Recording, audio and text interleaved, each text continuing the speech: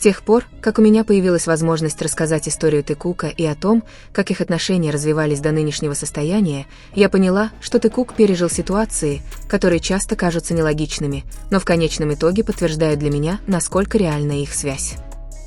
Трудно игнорировать тот факт, что то, что они делают вместе, совсем не похоже на то, что обычно делают обычные друзья. И я имею в виду не моменты перед камерой или запланированные разговоры, а скорее моменты, которые, кажется, вовсе не предназначены для развлечения. Они кажутся настолько искренними и уникальными, что иногда я удивляюсь, почему больше людей не задаются вопросом, стали бы обычные друзья вести себя так же. Один из первых моментов, который заставил меня понять, насколько реальны отношения Тэкука, произошел, когда они, казалось бы, договорились не показывать, что Тэхён был в комнате Чингука. В большинстве случаев они бы просто упомянули, что кто-то там, и вышли бы в прямой эфир без каких-либо проблем. Но поскольку это был Тэхён, то, как они пытались это скрыть, сделало ситуацию еще более показательной. Во время тура, когда Чингук молча читал комментарии, Тэхён внезапно что-то прошептал своим безошибочно узнаваемым голосом. Этот тихий звук мгновенно выдал то, что они пытались скрыть, показав, что Тэхён находится рядом с ним, вероятно, на кровати, достаточно близко, чтобы его голос был отчетливо слышен в прямом эфире. Что сделало этот момент еще более реальным, так это реакция Чингука.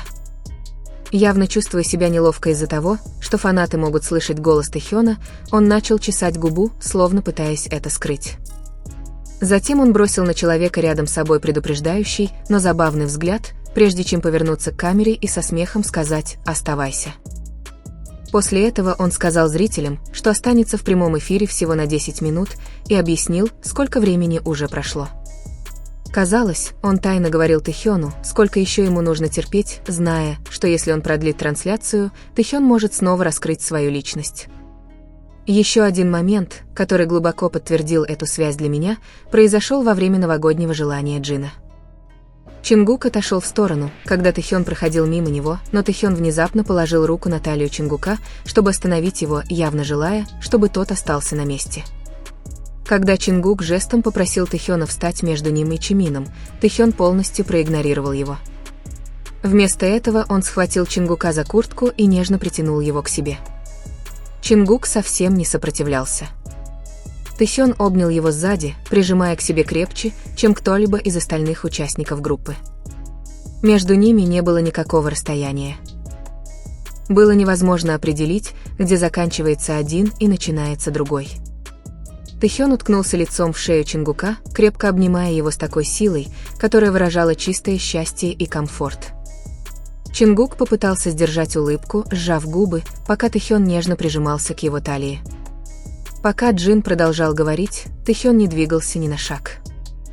Он оставался совершенно неизменным, спокойно и нежно обнимая Чингука, словно время остановилось. Когда Джин упомянул о желании сделать подобную семейную фотографию для особого места в своем доме, Тэхён прижался к Чингуку еще ближе, даже слегка приподняв одну ногу, чтобы оказаться поближе. Казалось, что одной близости ему было недостаточно. Он хотел оставаться на связи всеми возможными способами, наслаждаясь теплом Чингука и естественным комфортом его объятий. Улыбка Чингука ясно давала понять, что он тоже это чувствует, даже когда пытался удержать Тэхёна, который все еще казался беспокойным и жаждущим быть ближе. Честно говоря, кто-нибудь должен сказать Тэхёну, что как бы он ни старался, он не может слиться с Чингуком, потому что казалось, что он действительно делает все возможное, чтобы это произошло. Еще один запоминающийся момент произошел 1 ноября 2017 года, всего через день после того, как Тэхён и Чингук воссоединились после отдельных отпусков. Тэхён путешествовал со своей семьей, а Чингук – с Чимином. Интересно, что все они находились в Японии одновременно, но по отдельности. Чимин даже упомянул, что Тэхён не отвечал на его звонки в тот период, что говорит об эмоциональной отстраненности. Чингук выглядел явно раздраженным, в то время как Тэхён, казалось, делал вид, что ничего не произошло. На мероприятии Тэхён тесно общался с Бэкхёном из EXO, что, похоже, вызвало ревность у Чингука. Чимин тоже заметил напряжение. Чингук подошел с серьезным выражением лица, явно обеспокоенный. Хотя он делал вид, что непринужденно поворачивается, чтобы поговорить с Чимином, было очевидно, что на самом деле он проверял, как дела у Тэхёна. Даже после того, как Тэхён перестал разговаривать с Бэкхёном, Чингук продолжал наблюдать за ним краем глаза. Когда Тэхён общался с Хобби и пел, глядя на него, Чингук мгновенно отреагировал, резко повернув голову. Его выражение лица стало еще более напряженным и отстраненным. Хобби заметил, что что-то не так, и Намджун тоже выглядел встревоженным, когда камеры сфокусировались на них. Позже Юнги подошел к Тэхёну, чтобы что-то прошептать, дав Тэхёну возможность взглянуть на Чингука, словно проверяя его реакцию. Тем временем Чимин что-то прошептал Чингуку, из-за чего тот внезапно посмотрел прямо на Тэхёна. После этого выражение лица Чингука полностью изменилось, его стало сложнее понять. Тэхён заметил поведение Чингука и попытался отвлечься, но тот продолжал оглядываться. Чингук попытался сделать вид, что ему интересен разговор Юнги и Намджуна, но когда выяснилось, что ничего важного нет, он отступил назад с натянутой улыбкой. Когда Тэхён снова пел с Хобби, а затем коснулся плеча Джина, взгляд Чингука стал более пристальным. Поняв настроение Чингука, Тэхён убрал руки и скрестил их, избегая контакта с другими людьми. Однако, когда Юнги запел с ним, Тэхён тут же оживился. Чингук заметил это и, наконец, перестал притворяться, что ему все равно. Он повернулся к ним, пристально глядя на Тэхёна с несомненным разочарованием. Когда мероприятие закончилось, Тэхён не мог отвести взгляд от Чингука, пытаясь понять, что тот чувствует. Этот момент раскрыл глубину их неразрешенных эмоций яснее, чем любые слова. Когда Джин пошутил о том, что он самый красивый участник, Чингук перебил его, сказав, что и Джин, и Тэхён красивы. Когда Тэхён попытался настаивать, что Джин красивее, Чингук тут же сказал «нет», пристально глядя на Тэхёна. Его глаза были полны восхищения, давая понять, что в глубине души Тэхён стоит выше всех остальных. В конце концов, то, что делает отношения Тэкука реальными, это не вирусные ролики или собранные доказательства, а моменты, которые не совсем соответствуют действительности. Неловкие паузы, запоздалые взгляды, неразрешенное напряжение и тихие эмоции, которые таятся под поверхностью. Реальность не всегда громкая или идеальная. Иногда это скрывается. И отношения Тэкука всегда были именно такими: связь, которая не всегда демонстрируется, но остается сильной, даже когда они пытаются ее скрыть.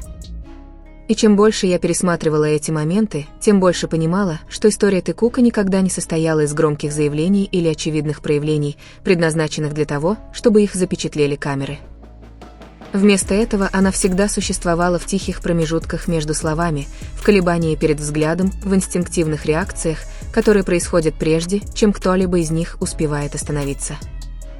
Именно это делает ее особенной. Она не идеальна. Она не постановочная.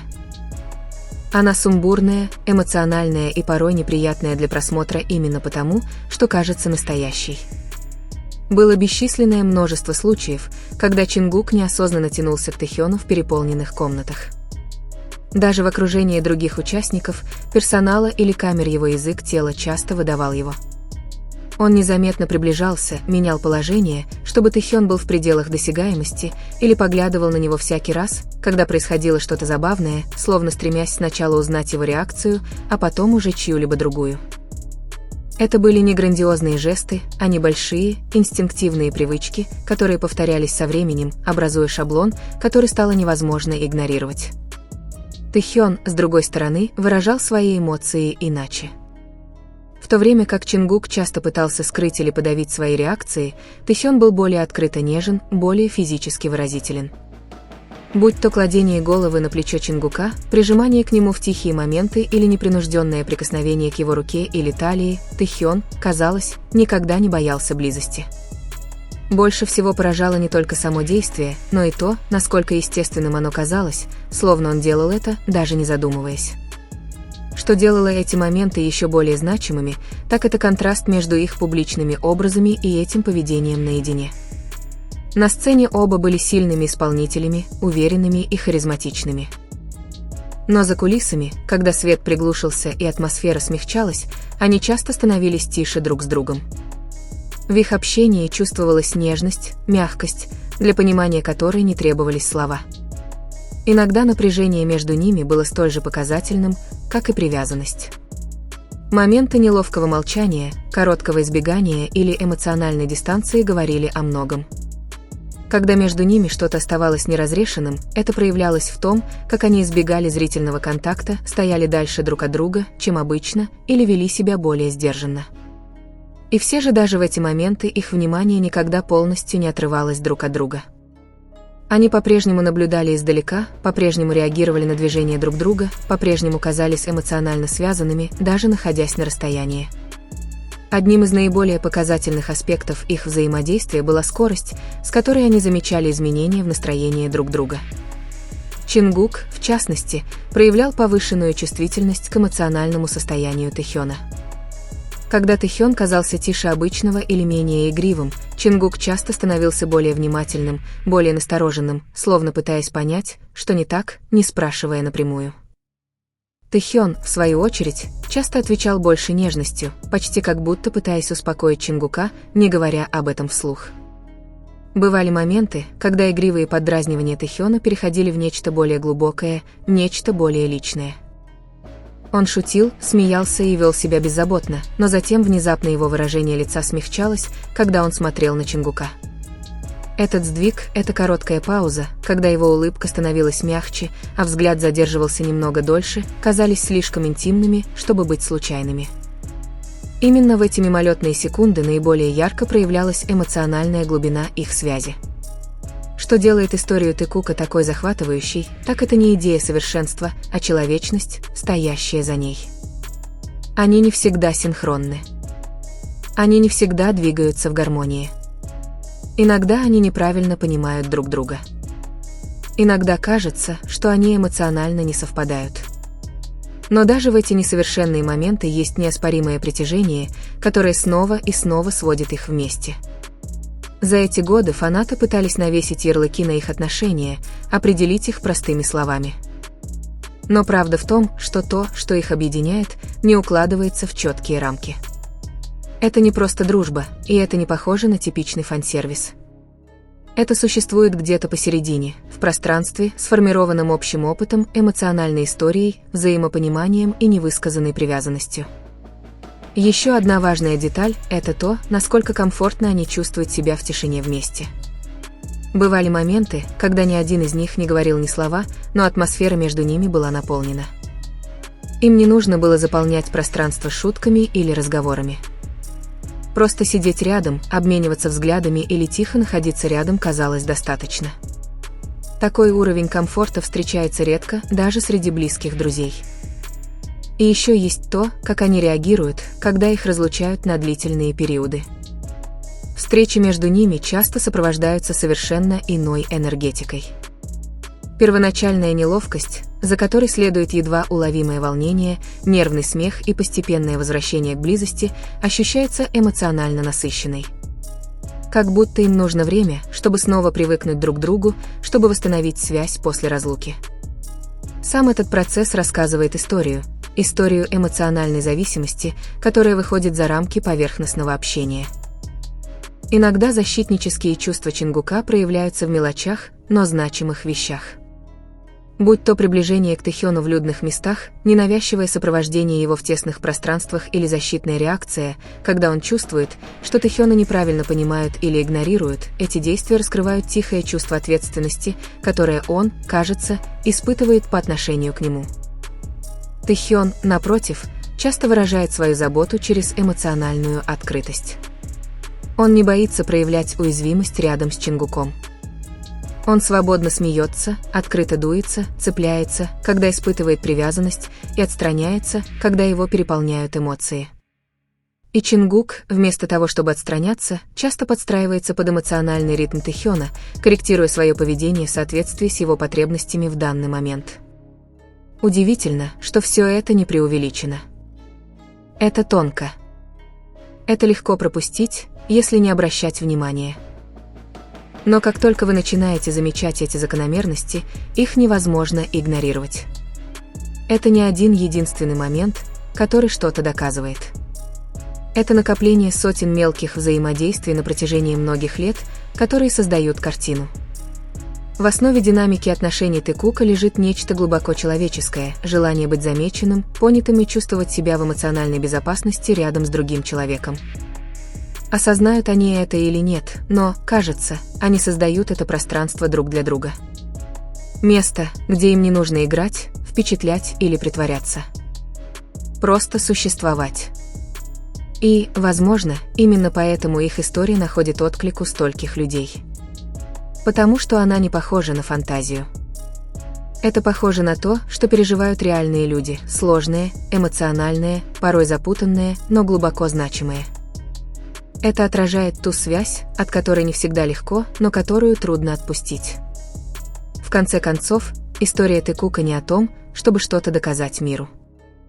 Она о двух людях, чьи пути переплелись таким образом, что оставили эмоциональные следы повсюду, куда бы они ни пошли. Стоят ли они бок о бок на сцене или молча наблюдают друг за другом через всю комнату, их связь продолжает существовать на заднем плане, тихо настойчивая, тихо сильная. И, возможно, это самая прекрасная часть всего этого. Не внимание.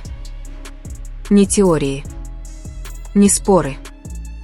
А простой факт, что, сколько бы времени ни прошло и как бы они ни пытались это скрыть, что-то между ними всегда остается, невысказанное, неразрешенное и неоспоримо присутствующее.